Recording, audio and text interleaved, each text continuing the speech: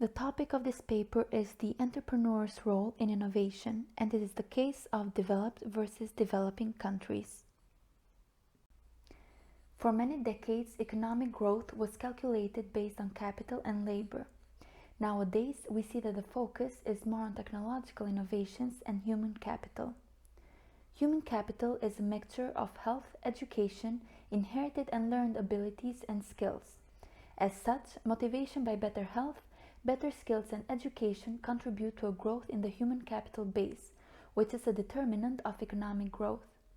Thus, the economic resources to achieve growth can be improved through investment, exploration, education, and technology innovation. Besides human capital, the latest studies are focused on human development. Previously, the focus of economists was the income growth, and after the 90s, the focus shifted toward the quality of life, and the development strategies were oriented from production to welfare improvement. Whereas technological innovation, sometimes defined as invention, is a new idea manifested, whereas innovation is a successful implementation of this new idea. There are many definitions of an entrepreneur. An entrepreneur is defined as a person who works for himself and involves in a great amount of risk to run his own business and to maximize the profits. The latest studies have defined another type of entrepreneur, the intrapreneurs. An entrepreneur is a person who is the manager or the employee of a company, identifying problems and obstacles within the company and optimizing solutions to improve the situation. Some characteristics of entrepreneur are good observer, motivated, self-confident, promoter of progress, and innovators. In 2002, Hindle constructed a model that makes some clear differentiation between what he refers to as big I and small I innovation. Small I refers to new knowledge of any kind, where the big I refers to implementation of new ideas and value creation. The integration of small I innovation, entrepreneurial capacities, and productive opportunities make the big I happen. Livingstone defines big I innovation as the process whereby new ideas are transformed through economic activity into a sustainable, value-creating outcome. The main characteristics of the entrepreneurs are individual abilities and cognitive capabilities, such as risk acceptance or their tolerance for ambiguity, strong need to achieve for self-efficacy, as well as preferences for autonomy. Entrepreneurial firms could substantially contribute to aggregate innovation even though they had modest investments for R&D. Moving on to productive opportunities, a study done by Penrose in 1959 links productivity opportunities in internal factor only, emphasizing the knowledge and resource-based theories of the firm. A study done in 2016 by McKelvey suggests that there are three types of opportunities: technological opportunities, market opportunities, and productive opportunities. A study done in 2018: to have good productive opportunities, it is essential for the firms to be based on technology and external partnerships. As we mentioned previously, there is a difference between the small I innovation and the big I innovation. A study done by Alfaro and others in 2019 says that every innovation starts with an idea, which develops, and if it successfully passes the development stages, and then if it is accepted and absorbed by the market, then we have to do with a big I innovation. While Livingstone defines it as the process whereby new ideas are transformed through economic activity into a sustainable value-creating outcome. And the process of creating this big I is not static but iterative. The base of our model is established on that of Hindle, and we add to this model the fourth component we consider to be important in the integration with the other three components, that of organizative structure of the company. The internal environment of the organization is extremely important given the fact that it might serve as a barrier to the entrepreneurial spirit or as a fundamental supporter of it. The innovation structure is constructed from 4 pillars that support each other and make big I innovation happen. The first pillar is the existence of an entrepreneur within the organization, leader itself or employees embodied with characteristics mentioned above, such as risk-taker, vital, self-confident, etc. The third pillar, productive opportunities, refers to the internal and external opportunities that drive to productivity. In addition to the model of Hindle, we propose the fourth pillar to be involved in the outcome of big I innovation. The proposed element to complete the chain is the organizative structure, which refers to the internal environment, which is related to the facilities and support given to the entrepreneurs and new ideas. Indeed, to make a clear distinction between internal factors of productivity opportunities and internal environment representing the organizative structure, the first one is the efficient usage of the existent capacities within the organization, human capital, physical capital, etc., while the second one is mostly related to behavior and mentality of the administrators of the company. And there are 2 options to be considered in this regard. The first one is if the entrepreneur is the leader of the company himself, and the second is that if the entrepreneur is an employee or a group of employees, then it is crucial that they are fully understood by their leaders and the management bodies of the company are in total support of the incentives of the new ideas that need to go ahead with the next steps of small I innovations that aspirate the big I innovations. Simply said, if we agree on the design of the big I innovation system to be a 3C based, capacity, connection, culmination, then we interrelate the components of innovation as such. Capacity dealing with entrepreneurial capacities, small I innovations, productive opportunities. Connection dealing with productive opportunities and organizative structure, and culmination that deals with big I innovation.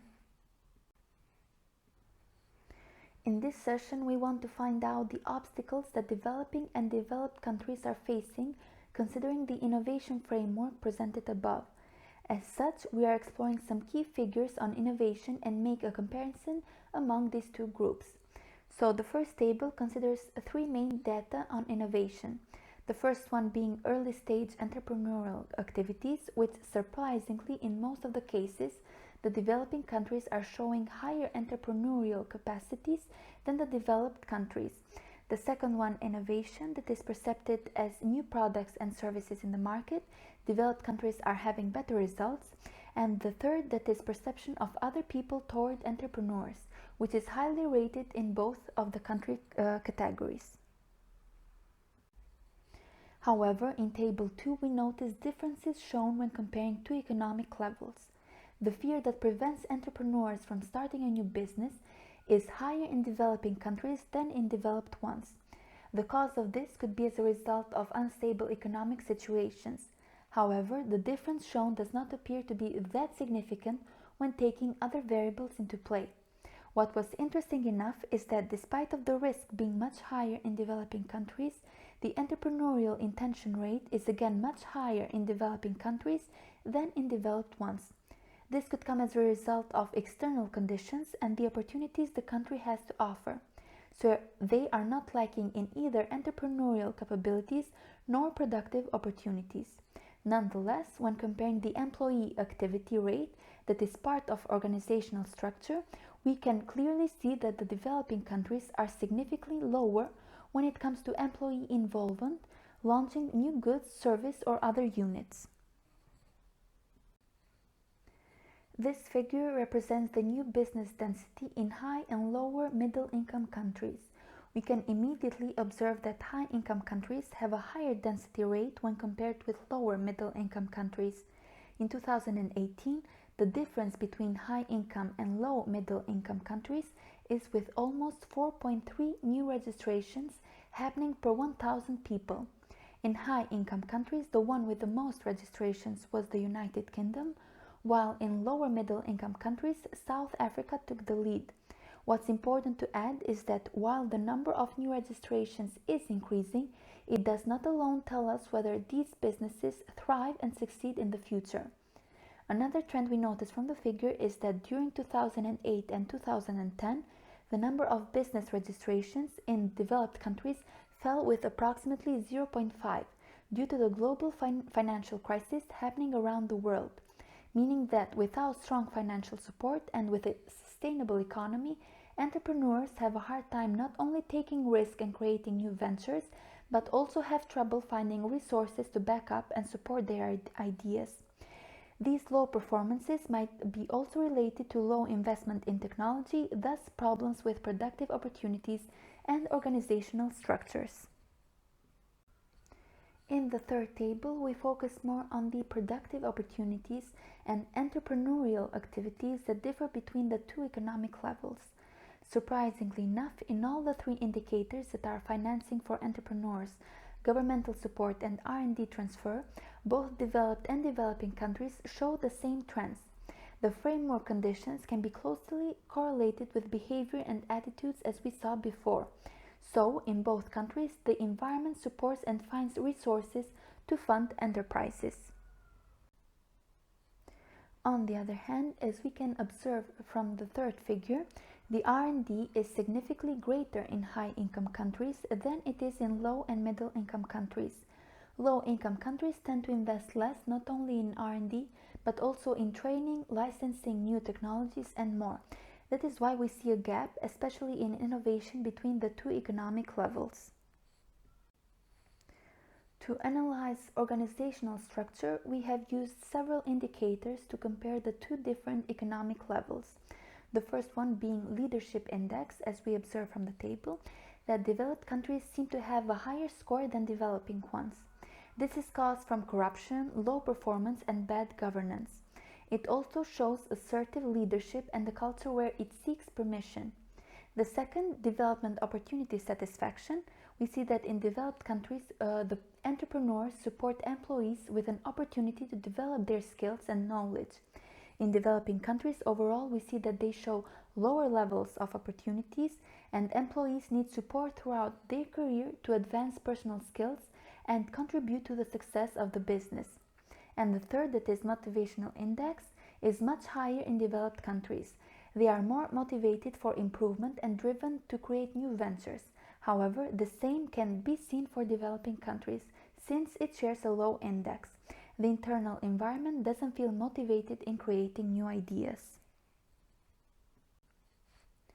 When it comes to big innovations, we have included patent registrations. From the figure, it is noticeable that developed countries have higher patent applications when compared to lower middle-income countries. Furthermore, what's evident is that during the financial crisis of 2008-2009, we see an immediate drop in developed countries. However, that does not appear to be the case for developing countries. They keep the same pace as before, unaffected by the crisis.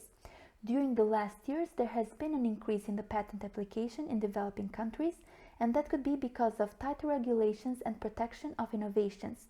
This may also be correlated with the fact that looser regulation when it comes to protecting their properties, businesses feel a higher rate of failure. Here are shown the review of all indicators that we have mentioned before in the previous slides.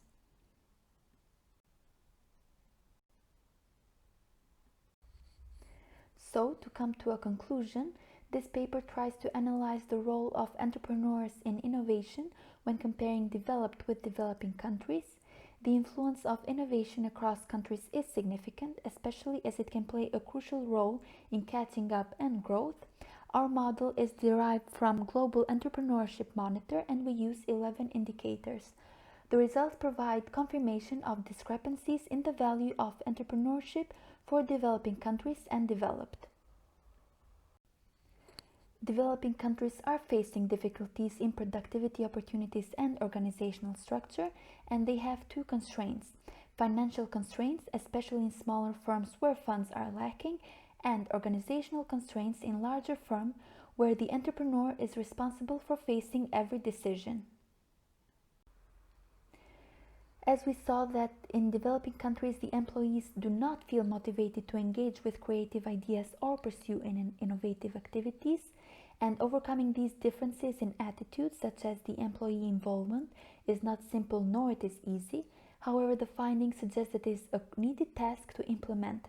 On indicators such as innovation, total entrepreneurial activity, entrepreneurial intentions, and even in R&D transfer, we notice that developing countries are performing well and may even surpass the developing countries. Thank you for your attention.